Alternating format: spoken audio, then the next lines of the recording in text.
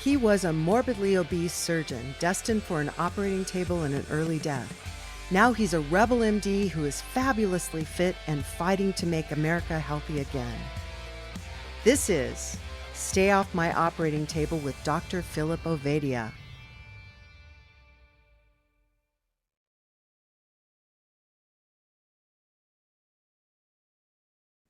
Thanks for joining us, folks. It is the Stay Off My Operating Table podcast. Dr. Ovadia, we've got somebody on today who I'm really looking forward to hearing from. This is a little different approach to health. Why don't you introduce her for us? Yeah, sure thing. Really excited to have this conversation. I think it will kind of follow up on a lot of things that we've been talking about over the past months and years here, but really excited to have Florence. Florence is one of those people I know I met somewhere online at You some didn't say your time. last name, Phil. Florence Christophers, There we but go. really excited to have a conversation with her now around all the amazing stuff that she does. I think we first met when I participated in one of her summits on sugar addiction. And like I've said, I think we're going to have a great conversation. So, Florence, why don't you introduce yourself to our audience a little bit?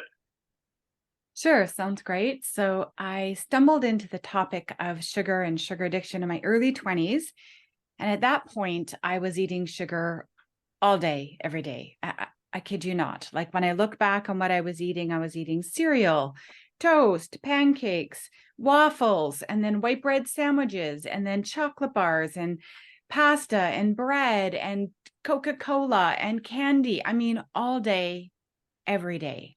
No surprise. I mean, I did eat vegetables and I ate protein too, but it was a lot of processed junk. And by no surprise, by the time I was in my early 20s, I was at my lowest. I was a binge eater because I had actually, I don't think I binged ate as a child. I just kind of ate it all day long. And then when I eventually kind of realized it was making me gain weight, I started to try and eat less. And that created this, it just escalated the storm. It just seemed to make everything worse. So now what I used to eat 3 Oreos, now I was eating 3 rows of Oreos. So by the time I was in my early 20s, I realized I am right effed. Like I've made everything worse. Like, so at my lowest point, I was binge eating sugar all day, every day. I had chronic migraines. I had cystic acne. I was suicidally depressed, and I had every flu and cold going around. Like I was a mess, and I was in and out of doctors' offices, and I took all of the prescriptions they gave me. And it wasn't until somebody slipped me a copy of the book called The Sugar Blue by William Duffy, and I was 21. And I remember, she said something about maybe this will help with your migraines. And I remember looking at the book. It says, I'll tell you, it's 30 years. I've been carrying this book around with me every move. Like this book, I looked at it and I thought, what has this got to do with my migraines? Like that is absurd. So now we know, of course, it's not absurd, but honestly, back then it was ridiculous. But one day when I had a migraine, I was in the dark, nursing my head, trying to keep water down, thinking, I'm desperate enough. I'll look at it. And so I read the book in 2 days and the light bulb went on. And basically I realized, oh, it's the sugar I'm eating all day, every day that's making me sick. No one ever told me. I had no idea. I had absolutely no idea. So I began the journey all on my own in my early 20s, very clunky, very on again, off again, really making lots of mistakes. Only one on the planet I thought that was talking about this, other than William Duffy, who'd already died. It was too bad because I would have flown to meet that guy, but it was pre-internet. There were no other books. There was a bibliography in the back, and you bet your bottom dollar, I tracked down all of those books and all of those references. I became this little super sleuth, but there was very little out there in talking about sugar. And he doesn't actually talk about sugar addiction. He talks about how sugar damages our metabolism in a nutshell, right? But he didn't talk about the addiction piece. I didn't expect that piece. I thought I'd read this book. I was all jacked. I'm going to do this. I'm going to become a whole food woman. I'm going to change my life. I'm going to end my migraines. I'm going to lift this suicidal depression. And it wasn't that simple. It really wasn't that simple to get unhooked from sugar. And so I kind of felt for a lot of the early years of my journey of figuring out what's going on with me and sugar, very alone. It was kind of like David against Goliath. I was like, me against sugar. It was not easy. So eventually books came out and supports came out. Back then, there was no resources, no internet, no coaches, very little science. So, but since then, there's been an explosion of science and clinical evidence and coaches, and like the world's caught up with the same epiphany I had in my early 20s. And now it begs the question, okay, now we understand that sugar it can spike dopamine, activate the dopamine reward pathway. And when you consume a substance in sufficient quantities over an extended amount of time that can do that, can activate the dopamine reward pathway, you're at high risk of developing a physical dependency, and that can morph into an addiction. And when we pause to contemplate that, the implications are stunning. This is a substance, refined carbohydrates, sugar in particular, that shows up in 70 to 80% of the foods in our grocery stores. This is a substance that we feed children. This is a substance we use to celebrate with each other. This is a substance that we use to comfort ourselves. And this is a substance that has been directly and indirectly linked to every known chronic modern disease, all of them. Probably the most inflammatory substance that we could possibly put in our bodies. And most of us are eating it every day, if not at every meal. And so when we step back and look at that and realize that we are never going to reverse our rising rates of chronic disease unless we figure out how to reverse our rising rates of refined carbohydrates. And that is going to be easier said than done. It's so very important that we screen people for whether or not they fall on that sugar dependency or sugar addiction spectrum, because willpower is not the answer. Telling our clients, our friends, our patients, our children or ourselves to just try harder, like just exert more willpower, like stop being so self-indulgent. That is not the answer to any addiction. That is not how you treat addiction. Try harder doesn't work. But there are paths to recovery that do work. And so when people can understand, I need to screen myself. Is my struggle to eat better, to stay on a healthy food diet, like, is that struggle because there's an addiction in play or a physical dependency in play? Or do I just need to sort of learn a few new recipes, get a little bit of support, and then I'll be off and running and fine? So sorry, that was probably a long answer. An intriguing answer. The question that occurs to me has to do with the use of the word addiction. There's a whole lot of not taking responsibility for my own behavior going around in our culture today. And there's lots of things that get called, given a label that means it's not my fault. Sugar addiction is a phrase I've heard. How would you differentiate between somebody who literally has an addiction, like they get addicted to alcohol or to cocaine or whatever, and somebody who really just needs to take responsibility and grow up? Yeah, totally. Really good question. So we know that sugar can act in the brain like other substances of use and abuse. We know that unequivocally. We know that scientifically with lab animals, but we also know it clinically. And the book, Hacking of the American Mind by Dr. Robert Lustig, will leave zero doubt. Like, if you haven't read that book and you have curiosity about, is sugar the same as other substances of use and abuse, that is a book you'll want to read. That will put that question to bed. So we know working with lab animals, rats and mice and stuff like that, it clearly acts like a substance of use and abuse. It acts like an opiate. Rats will take risks to access it. It has all the same sort of signs of withdrawal symptoms. Their pause, tremor, there's signs of depression and anxiety. There's binge eating, like it's the whole shebang. We see it. It's no different. Sugar, morphine, alcohol, cocaine, they all respond the same. Sugar is no different. Now, is the kind of high different than cocaine? Sure it is, but that isn't the issue. The issue is, can it become a substance of use and abuse because of what it's doing in the brain, the way it activates the dopamine reward pathway? Unequivocally, it activates the dopamine reward pathway. They can test dopamine levels in rats and mice. Like, I don't know how they do that, but they can test it. There is no question about that. No, the research at the level of human physiology is more clinical. But there is a growing body of research to show that there's clinical evidence that humans are no different than other animals that can appear to become addicted to sugar. So the question becomes, where do you fall? So people on our planet, almost everyone's consuming sugar, even just by default. It's just in so many of our processed foods, like even foods that you wouldn't think of, like frozen vegetables or organic chicken breast. Like, what? Why is there sugar in that? You have to read every label now because they want to sell their products and they know that the sweeter it is, the more you're going to love it. So people fall into three categories: sugar users, because they're eating it, it's in our food supply; sugar abusers, people who are eating too much; and then there's people who are sugar addicted. Now, the sugar abusers are the ones that if they have really good science, some good reasons, some support, some new recipes, they're going to unhook from sugar fairly quickly, fairly easily, and they'll be fine. And they'll be able to moderate. They'll have a little bit every now and then. They're the kind of person that you see eat, like 3/4 of a small slice of cake and leave the rest. And you think, how do you do that? Right?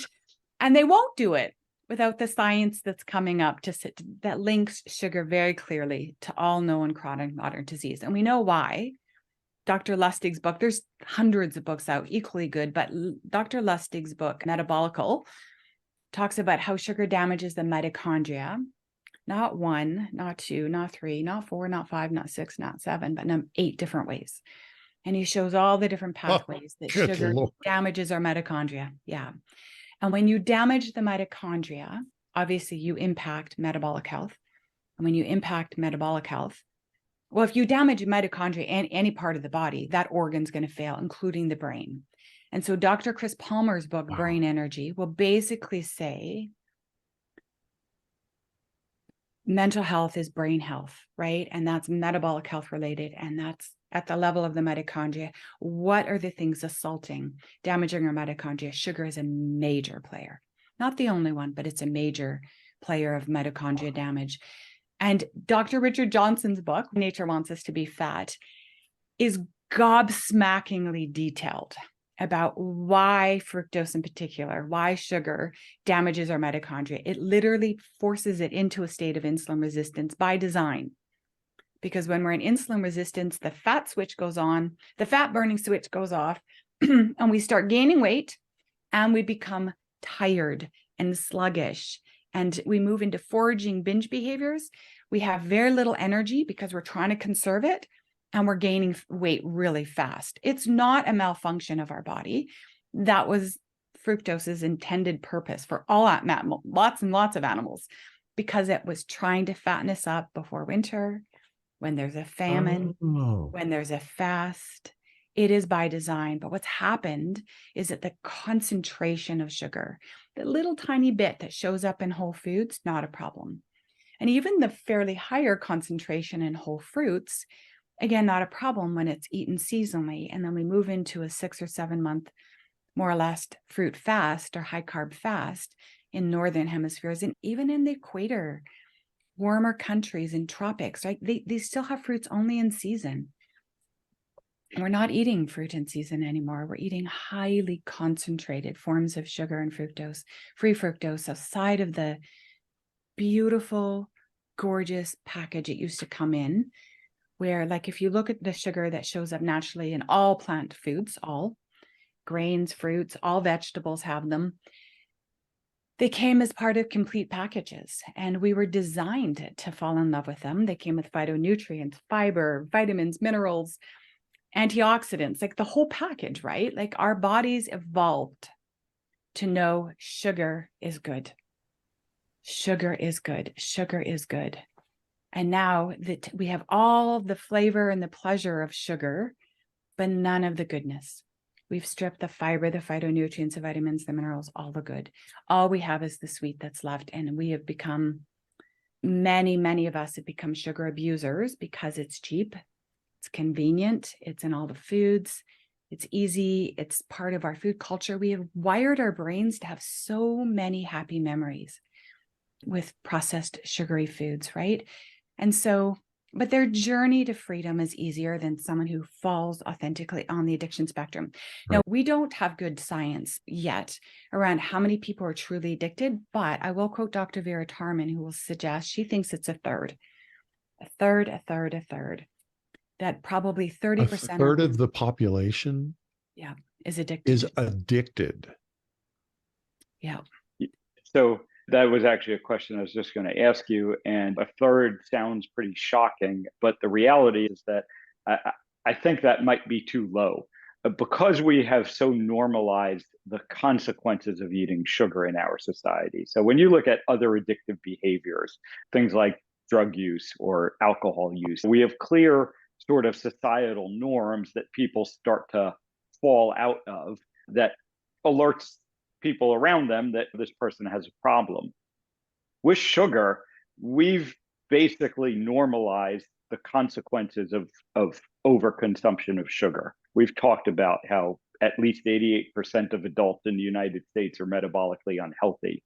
So the consequences of sugar overconsumption, whether it's due to addiction or abuse, don't really put you outside of the societal norms. And I think that's a big problem because people don't necessarily recognize and seek attention for this. As with other addictions, it becomes fairly obvious when use of these substances have reached problematic levels, and people are more likely to seek help, or those around them are going to kind of push them towards help. But we don't really do that for sugar addiction. When the person comes to me with heart disease and needs heart surgery, we don't say, well, this is because of your sugar addiction, even though it very well may be due to their sugar addictions. Hmm. Sorry, Jack, were you going to jump in? Well, suppose somebody says, I might be a sugar addict. How would they go about figuring that out? And super easy. What I'm hearing you say is if you're in the abuser category, there's a handful of behaviors you can adopt and you'll get over it, I guess. Yeah. I'm not well versed in the language of addiction. But if you're an addict, that ain't going to work. Right. So how does a person self-test? What do you do? Sure. So 3 comments. One, I wanted to talk about, we know industries very cleverly started a whole everything in moderation campaign, right? The whole calories in, calories out, which has been fully debunked, but they leverage that to try and invite people to think of sugar as something that fits in the healthy diet. Just moderation, right? Like it's up to you to make sure that you're eating not too much. You need to eat enough calories, but not too much, because if you're overeating your calories, you're going to gain weight, and you need to be active. You need to actually burn it off, right? So it directed all of the blame onto the individual. So, but it really begs the question, what is moderation? Like, is it like once a week, once a day? Is it like, what is moderation? So that's where I would point to the World Health Organization, who came out really early. Now, this is a very conservative medical organization that has, 172 member countries. The science, you know how difficult science is. You name any topic and there's going to be a range of scientific perspectives on it. It is very difficult to get clear scientific agreement on lots of things. But in 1989, the World Health Organization came out unequivocally with the recommendations to all of its member organizations based on medical evidence, based on the science that they had that has only grown in scope since then, that men should consume no more than 9 teaspoons of added sugar per day, and women How much? 9 teaspoons of sugar, added sugar per day. 9 teaspoons, okay. Yeah, and women no more than 6, ideally less. So to put that into perspective, a single granola bar can put you over those limits. The margin of safety for the consumption of refined sugar is extremely small. And there is absolutely zero doubt in the medical scientific world that that is true. So much so that in 2014, the World Health Organization again pulled countries together to talk about global health. And they re-ratified their recommendations. They actually dropped it a little bit, and they made recommendations for children under the age of 2 should have zero access to any processed sugars, 0. which most children on their first birthday will already have birthday cake. Yeah. But what they did in 2014 is they had, I think it was 172 countries, maybe 142, I forget.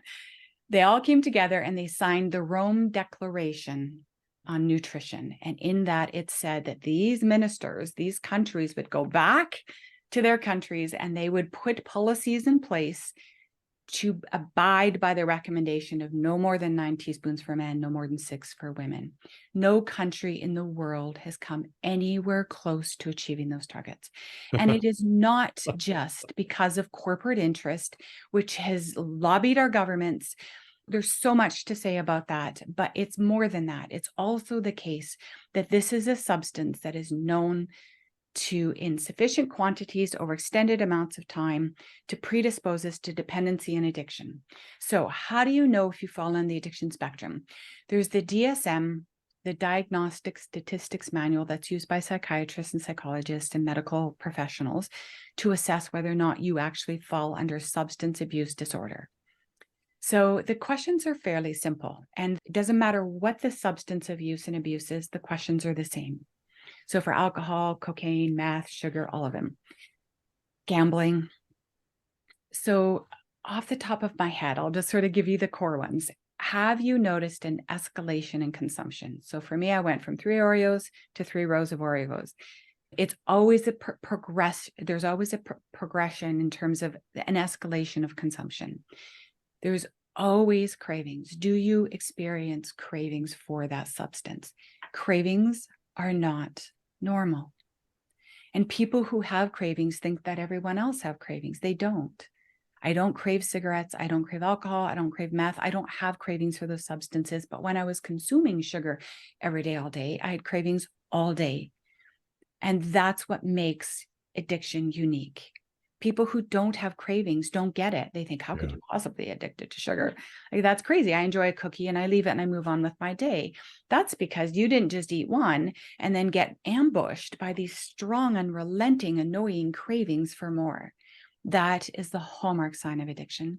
Another hallmark sign of addiction is that when you stop consuming refined carbohydrates, and by that I mean all the 56, I think there's more now, 56 names of sugar, any refined carbohydrates, so flours, free fructose, orange juices, any sort of non-whole food source of sugar, let's just lump it in that category. So when you stop consuming those, you go into withdrawal symptoms. So what are those? Otherwise known as detox symptoms. So what do you get? You get headaches, irritability. I've had people's hands shake. People will get very lightheaded. They'll be exhausted, completely exhausted. Yeah, there's probably more to mention, but those are the big ones. So that's a classic sign. Other signs of, have you started to narrow your world down into just being about this? This is kind of your main pleasure in life. You've stopped enjoying sunsets. You've stopped doing hobbies. You've actually stayed home to binge eat ice cream and not go out and socialize. You can see this withdrawing, this process of pushing life and people away so you can just be with your substance of use and abuse. Is there any more, Dr. Vaidya, you want to add? No, I think we probably hit the high points. There's always have you considered that it might be a problem, or have others pointed out to you that it might be a problem? I know that's another one that we often talk about in context of other addictions. Oh, and the biggest one of all, duh, how could I forgot this one, is that are you continuing to consume refined carbohydrates despite known adverse consequences? Like, no one who's not addicted is not going to. Once you know, oh my goodness, this is directly linked to my struggles with weight, depression, anxiety, maybe my prediabetes or my diabetes or my cardiac issues, or my cardiovascular issues, oh my gosh, once you realize, like, you'd think when I read the book and the light bulb went on, it's what I'm eating, it's the sugar. You think I would be able to just unhook easily, but if I was fully on the addiction spectrum and I learned it the hard way. But for many people, like you said, some people will be able to just go, oh, you're kidding. Oh my gosh, well, I'll never eat that. Their problem is a lack of knowledge. That's it. lack of awareness of the science and the realness of this, right?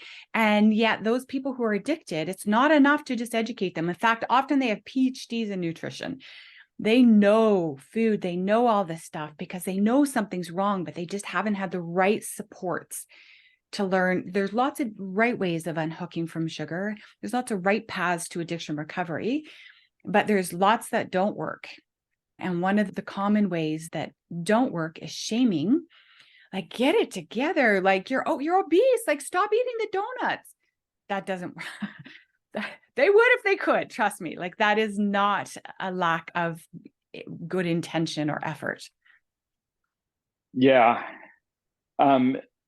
So I want to kind of circle back to the World Health Organization and this sort of these declarations, these wars kind of on sugar appropriately. So, but their lack of impact. And I want to kind of contrast that to some of the other things. And many of us are familiar with the World Health Organization's perspective on meat intake. And meat intake has whatever, if we accept the health consequences that have been attributed to red meat intake, their order of magnitude or their impact, their severity is orders of magnitude less than what has clearly been attributed to sugar intake. And we see the World Health Organization has made, I would say, similarly strong recommendations on the limitations of red meat intake. And those recommendations seem to actually be taken up and put into action. And we are seeing decreases and limitations on red meat intake by many countries. So why do we think, I know you kind of said, well, it's not only industry, but why do we think that it's so hard to tackle this sugar problem, yet we seem to do a much better job of eliminating other perceived harmful things from our food supply? Wow, totally. What a great opportunity to say that there's we're fighting the wrong war. We have diet wars out there. We have the vegans saying, you know, don't eat meat, and they've got some good evidence. They certainly feel confident in some of the science and studies they've done to suggest that when you get people on a whole food plant-based diet, there can be health transformation. And I believe it, because the common denominator here is that they've taken out the processed foods. You're always going to feel better. You're going to see massive transformation when you eat whole foods. So that we got the vegans are about that don't eat meat. And then we got the carnivores like don't eat vegetables. And we got everyone in between and we're all confused. We're like, I'm so confused, but don't be. You get to decide what whole food meal plan works for your body. And we need to get the vegans to stop fighting with the carnivores, and the carnivores stop it. We're talking about whole foods. We need to come together right now because sugar is a major contributor to a global health crisis.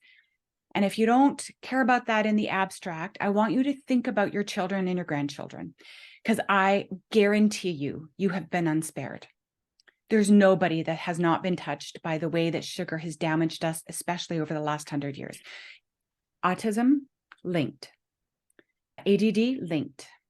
Obviously, weight gain, depression, anxiety in teens, like all of it's linked. No family has not been touched by the way that sugar is damaging us metabolically, and that has massive implications in every part of our body. So this global health crisis has touched all of us. It's real for all of us. Maybe there's pockets of the world that have been a little bit spared. They still have more indigenous whole food diets, but the enemy is not meat. The enemy is not parsley. The enemy is the processed foods.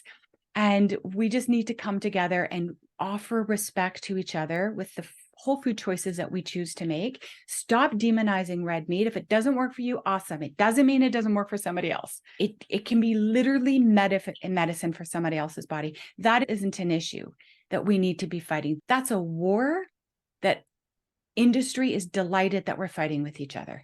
It keeps the focus off of the real problem. The problem is the processed foods. That's my rant on that. What would you say, Dr. Ovadia? Yeah, no, I agree. And it just, you almost start to wonder, is it too big a challenge? The processed foods have become so ingrained, it's said somewhat unironically, but they've become so ingrained that how do we start to disentangle ourselves from them? And again, when I look at sort of the perspectives on meat, and we look at the religious, ethical, environmental, political, all of these things that have been bought in to try and foster that argument, because quite frankly, the health argument around meat is really a non-starter. And here we have sort of the opposite problem with sugar, in that honestly, no one doubts the problems that sugar causes from a health standpoint. There aren't any professional organizations that I'm aware of that haven't got behind the recommendations behind limiting sugar intake, added sugar intake, and processed sugar intake. And yet, somehow, all of these other forces, the political, the social, certainly the industrial forces, seem to be able to minimize that, I guess you would say. There's somehow this concept that has gotten applied to sugar as opposed to other addictive substances, that we can normalize it in society and people will be able to regulate themselves. And again, we don't apply that to any other addictive substance. Maybe alcohol, I guess you could say, we allow it on a societal level and kind of rely on people to regulate themselves. But it's quite frankly unexplainable to me how we allowed things to get to this point and what we start to do now to overcome it, except empowering the individuals to overcome it. Because on a societal level, I don't believe the day is going to come that we're just going to all of a sudden like outlaw sugar. So it's now up to the individuals. And I think all the great work that you're doing and so many others, empowering individuals to recognize it and then take action against it, and framing it in a way that allows them to do so. By framing it as an addiction, people, I think, start to get it. Totally. Two thoughts on that. One, the ball's been dropped at the government level for sure. But the second major player in this massive food culture malfunction, it's mothers, it's women. We're the ones that are predominantly addicted. I would say probably more so than men. I think men gravitate more towards alcohol and, quite frankly, probably pornography. Women more so towards work and sugar. We are addicted. And because of that, we are feeding our families this. We have been blinded. We have addiction amnesia. We are in total denial. And so what happens is that we have been deeply, deeply damaged by sugar in our food supply.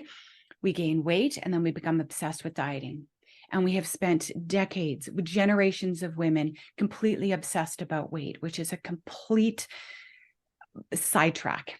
Your weight will sort itself out when you get back to eating whole foods. So if this is going to get turned around, if it's not going to happen at the level of government, and slowly it will, because this will threaten to bankrupt countries, they are going to wake up. The generation coming up are all, when they move into positions of leadership in governments, they will bring in policies to protect seniors and children. So back to your point. So just to finish the thought about mothers, is that the Mothers Against Drunk Driving took several decades for that to catch on. Now it's like part of our society. We don't drink and drive. That you just don't do that. One day, I have a nonprofit sort of started. It's not going anywhere right now. I just haven't had the bandwidth, but it's called Mothers Against Added Sugars. And we need to do the same damn thing. This is our ball that we dropped. We got suckered into the idea that Cheerios are part of a Heart Smart breakfast. Oh, don't fall for it, mothers. God. Don't fall for it. Don't fall for it. We're falling for it, Phil. Mothers are predominantly the ones in charge of buying the food, preparing the food, nourishing our families. And we have completely got sucked way out in the middle of the ocean. And and so we need to claim back our power, our responsibility, our right and our responsibility to be guardians of what foods go into our families and our children, and the foods fed people in hospitals, seniors in seniors' homes, children in daycares, right? We can't wait for government, but we can do a lot. We can do a lot as people who feed food to each other. We can also support in workplaces, having policies in place where if we have a gathering in churches or at work, if we have a gathering, we have staff meetings, there are no processed foods. Everyone brings stuff that's vegetables or fruits or something, right? And that we slowly, in our little ways in our own communities, make the difference. Yeah, we can't wait. We can't wait for policies but end by this statement because I think your point, Dr. Vadia, about other substances of use and abuse that we know unequivocally are addictive, that they can, if you can elevate dopamine and activate the dopamine reward pathway, it is at high risk of addiction. And we know for sure sugar can do that. Oh. So if you think about it, every country in the world protects children from known addictive substances. Probably almost everyone. There might be exceptions, but we protect children under the age of 18 from alcohol, vaping, pornography, all hard drugs, right? We protect them. Gambling, right? They can't go into casinos. And we are not protecting our children. And one day it will be absolutely shocking that we didn't. And I know my mother told me that she was talked out of being breastfed by her doctor. Formula was better. My grandmother, same story, right? Women have been all spun up in the marketing, the doctors know best. And so we just need to go time out, stop. Our job is to feed nourishing food to our children, to our grandchildren. I still have people in my coaching programs who are grandmothers who think, well, just because I have a problem with sugar doesn't mean my grandkids can't enjoy marshmallows. And I think, give your head a shake. It doesn't matter if you're a sugar user, abuser, or addict. The path forward is all the same for all of us, right? Eliminate it. Well, reduce it significantly. And if you can, eliminate it. Fall in love with and leverage the healing power of whole foods. I say that over and over. Fall in love with them and then leverage them, because the power of whole foods to restore our metabolic and mental health is just stunning. That's called lifestyle medicine, and that's really catching on. So yeah, there's my long answer to that. Let's address now the mother who's listening to this and recognizes herself in this situation. And let's just assume, for the sake of argument, that she recognizes that her problem is not use, it's not abuse, it's addiction. Mm-hmm. What is her way forward? Right. So the very first thing for every mother who's currently feeding her children processed foods, because they're cheap and they're convenient, they're affordable, I should say, they're affordable and they're convenient, and you are working 2 jobs and you're right, like you're just run off your feet. Please, nobody listening to this interview feel guilty. This is a food culture malfunction. This is not an individual failure at all.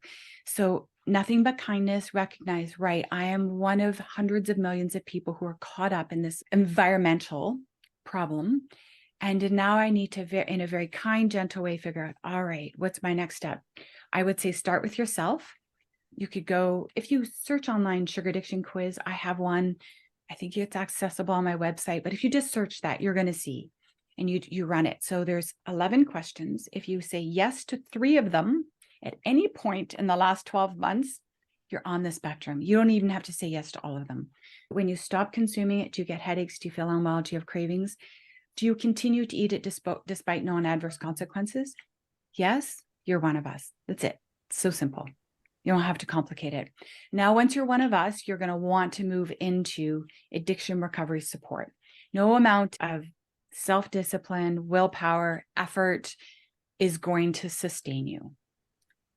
Addiction is because it's both a brain issue. When you have a little, here's the thing. Here's the fundamental insight. It's going to freak out a lot of people, but here's the truth. It is the key to freedom. It is the fast track. It's the ticket to a happy, healthy future. Abstinence. If you are on the addiction spectrum, the goal is to never take the first bite. That's it. That is the only goal. It's simple and it's elegant, and over time it becomes peaceful and something you're deeply grateful for. But as soon as you take the first bite of sugar, processed carbohydrates, it activates a very predictable cascade of events. And it's just a matter of time before you eat more and more. So what we want to do as addicts is never take the first bite. I am a whole food woman. I just don't eat refined carbohydrates.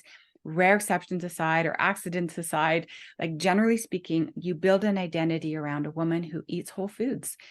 And over time, it's so important to know that in the beginning, there's cravings, there's grief, there's loss, there's overwhelm.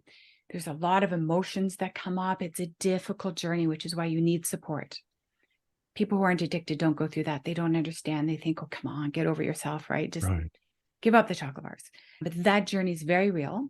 And then on the other side of that journey, you start to fall in love with whole foods. The sweetness in whole foods is plenty satisfying. You don't have to give up sugar or the taste of sweet. You just fall perfectly and madly in love with the sweetness of a blueberry, or even romaine lettuce tastes sweet to me. Brussels sprouts are ridiculously sweet. They're plenty sweet, right? The whole foods are plenty satisfying. We fall in love with them. And then what happens is, as we walk this path of recovery, not only do we fall in love with those foods, but we form new happy memories. New happy memories. We start rewiring our brain. And then there will be a day, just like an ex-smoker 3-5 years down the road, that sees all those poor people outside in the cold smoking cigarettes thinking, I can't believe that used to be me. I cannot believe that used to be me. They stink. They're disgusting. And one day you'll look at a donut and you will see deep fried potato starch and rancid oils, and you'll go, how the hell did I ever think that looked good, or that I wanted to put that in my body? But it's a journey, and you need support, and you need community, and you need a targeted intervention. Don't attempt it alone. You'll just feel frustrated and demoralized and like there's something wrong with you. There's not. Your brain lights up on this substance. Okay, no shame in that. No shame at all. What's zero whatsoever. Sugar does that for your brain. Pinball machine, as Dr. Mark Hyman calls it. Ding, ding, ding, ding, ding, ding. Oh yeah, this is good, right? Okay, so what? That's what happens in the brain. Now we go, right, no, we're going to ding, ding, ding on other things. We're not going to ding, ding, ding on sugar anymore. We're going to go find joy and pleasure in other places. I want to highlight what I think I hear you saying, and that is, you can't do this alone. You need support. I interviewed a guy yesterday who was, by his own confession, addicted to porn. And what strikes me about our conversation right now is he used the same language about dopamine pathways and isolation. And you've got to reset the brain chemistry, my words, not his. Perfect. And the insidious thing about the addiction, aside from the physical feedback loop you get into, is it drives, it leads you to drive other people away, which is not just inconvenient. It is, in fact, the pathway to healing, is reconnecting with other people. Yes. Am I hearing that right? Jack, you sound like you've walked the path of recovery yourself. That's exactly it. Well, I haven't. And yet, if I have an addiction, I'm addicted to trying to understand why people make the kinds of decisions they do. My understanding has been changed dramatically over the years. So getting to talk to somebody who talks about, I honestly thought the idea of it being addicted to porn was just dumb. And then he explained to me the physiological effect. And what he said is that all addictions, the only way to recover is to reconnect. And that blew my mind. And I've been pondering it literally for 24 hours. It seems to be, it rings true in my head. We live in a time and place where we are more and more individually isolated, not just by the stuff we put into our bodies, but the stuff we let come in our eyes. I'm going to the airport tomorrow, and I know what I'm going to see as I sit in the waiting area is 175 people all looking at a phone rather than having a conversation. That's a whole nother direction. But I'm just wanting to make sure that I'm understanding, and if I am understanding, that our listeners are getting it. If you're addicted, you cannot get through this without reconnecting with the people in your life who can hold your hand and help carry you when you can't do it yourself. Am I right? I'm hearing you. Would you mind telling us a little bit of your story about that bit, the reconnecting? Yeah, sure. Yeah, there's so much shame when we know we're in an addiction, but because it's lighting up our brains, it makes us feel so good. We become, they call it addiction amnesia. We literally become blind to the negative consequences. And so, but there is something inside us that doesn't feel good about it, especially as the negative consequences become more obvious. And we split into two parts. There's a part of us that loves the pleasure of sugar or porn or gambling or whatever the addiction is. They're all the same. Addiction is addiction is addiction. And then there's a part of us that has sort of split off and is looking at this addiction going, I don't want to do this anymore. This is self-harming. This feels shameful and painful. And it's awakened. This part is awakened. Until that point, the addiction is the point when we become of two minds. We become ambivalent. Until that, there is no addiction. There's just you exercising your constitutional right to enjoy 3 bottles of wine every day. Until there's that part that splits off and you become of two minds, there's no addiction. And even if you can see that a homeless person who's living under the bridge, high risk of freezing to death, drinking 3 bottles of wine a day, has a substance and alcohol abuse problem, if until they have that part split off, they're not truly an addicted. Wow. Only the individual can decide that they have an addiction.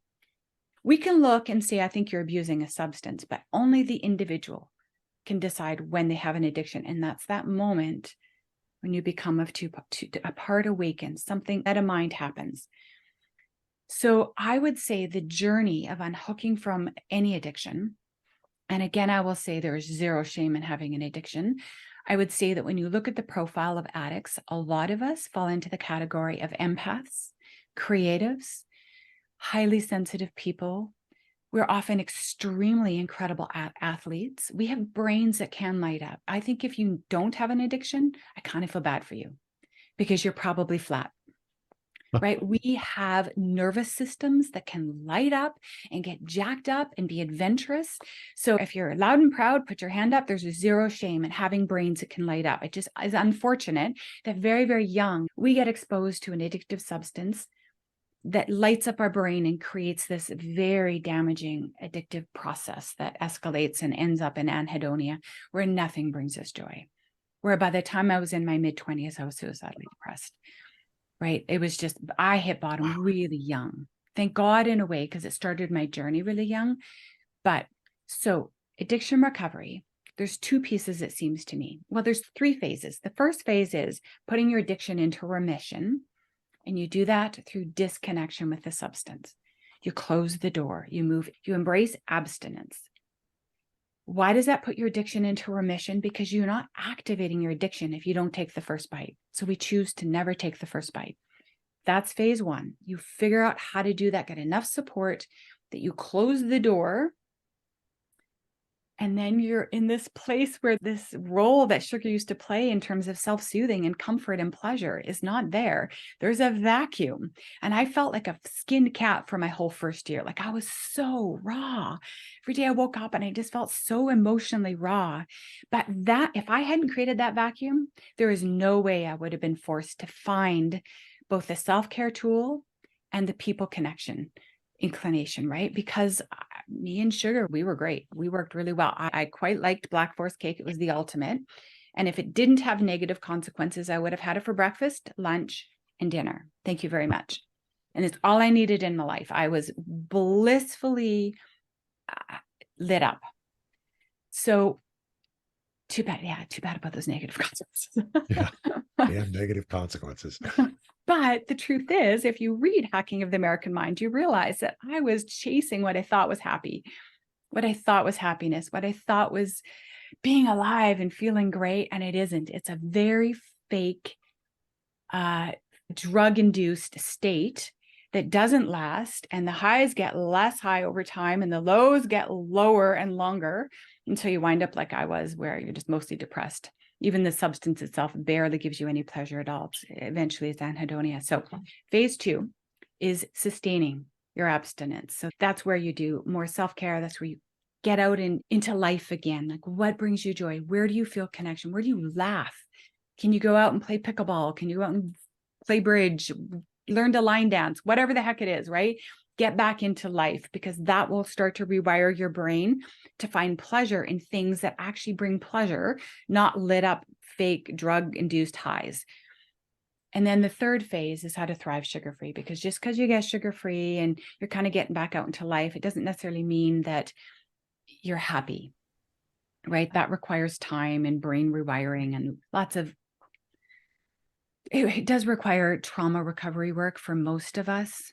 Most of us are coming out of our childhoods with some trauma, right? Which just means that trauma is not an event. This is a whole other interview. I can come back. I won't go too far into this, but trauma is not an event. It's not about what happened to you. It's a biological state. Trauma is where something has overwhelmed your nervous system. And one of the ways that our bodies are wired to respond to too much stress, too much, too long, or too little for too long, is fight or flight, right? Which is where we're in conflict, we're fighting, we're trying to get through the threat, or we're trying to run from it, which can be workaholism actually. Or we move into the freeze response, which is where we literally just collapse. That's depression. That's fatigue. That's chronic fatigue. That's like, I can barely get out of bed and function. And people are so hard on themselves when they're in there, but that is the trauma response. And so a lot of us have had experiences that were too much for our nervous system. And there wasn't somebody there who could help regulate our nervous system. We were left to ourselves in that moment to try and figure it out on our own. And as children, we can't. So we have this switch called the freeze response, which is literally the trauma response. And so that means that there was there's some stuff that wasn't processed. So basically, trauma recovery work is almost always a part of recovery for individuals on the addiction spectrum. True for all humans, but certainly addicts are no different. Well, we're closing in on an hour. I would love to keep this going because you've opened so many loops that I want to close. My suspicion is there's lots of people listening who have the same sense. So that leads us to, how do folks find out more? How do they connect with you? What do they do next? Yeah. So every year I run a free online event called the Kick Sugar Summit. We're just entering our 9th season, and I interview 50 plus world experts that talk about how sugar is linked to health conditions and the whole topic of sugar addiction, and it shares practical paths to recovery. One of our experts is Dr. Avadia, so he's on our summit this year. I'm not sure when this is going to air, but you can go to kicksugarsummit.com. It's 100% free. It's literally a global labor of love. We all pull together to share our best information and our stories to help others awaken. My Kick Sugar Summit is meant to be the new Sugar Blues. I mean, I want my summit to do for other people what William Duffy did for me. Thank you very much, William. You saved my life. He did. If I had not been awakened to the harms of sugar, either I wouldn't be here or I would be sick and heavily medicated. I'd be miserable. So there's that. And if you're looking for private sugar coaching, you can go to florencechristophers.com. That's what I do. I do sugar addiction recovery coaching. And I'm also just starting to do metabolic recovery coaching programs as well for people who are probably sugar abusers and maybe sugar addicts. But it's not really so much about sugar addiction. It's a piece of it, but really it's about restoring our metabolic health by falling in love with whole foods and leveraging them to become happy and healthy again. All right. So that's kicksugarsummit.com. And Florence Christophers, multiple Christophers there. I have a son named Christopher, but there's only one of him. So this is FlorenceChristophers.com. Very good. Well, we make sure all that information is in the show notes so folks can access it anytime. Phil, I don't know how you keep attracting these people, but my gosh, what fantastic conversations we're getting to have. Yeah, no, really, I don't know how I attract them either, Jack, but I'm lucky for doing so and to be able to interact with all these amazing people and really enjoyed this one. And like you said, we're going to need to start having some follow-ups on a lot of these, but certainly this one as well, because there's a lot more to get into. But yeah, reach out. Like anything else, I think the first step is asking for help and reaching out so that you can get help with this and can, like I said, empower yourself, because that's ultimately how you're going to overcome. Florence, thanks for being here. It has been an absolute delight to hear what you've learned and how you share it. Your expertise is obvious to all. We appreciate it. Thank you so much. So for Dr. Philip Ovadia and Florence Christophers, this has been the Stay Off My Operating Table podcast. Thanks for joining us.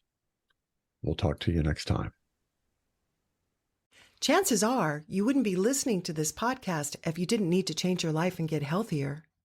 So take action right now. Book a call with Dr. Ovadia's team. One small step in the right direction is all it takes to get started.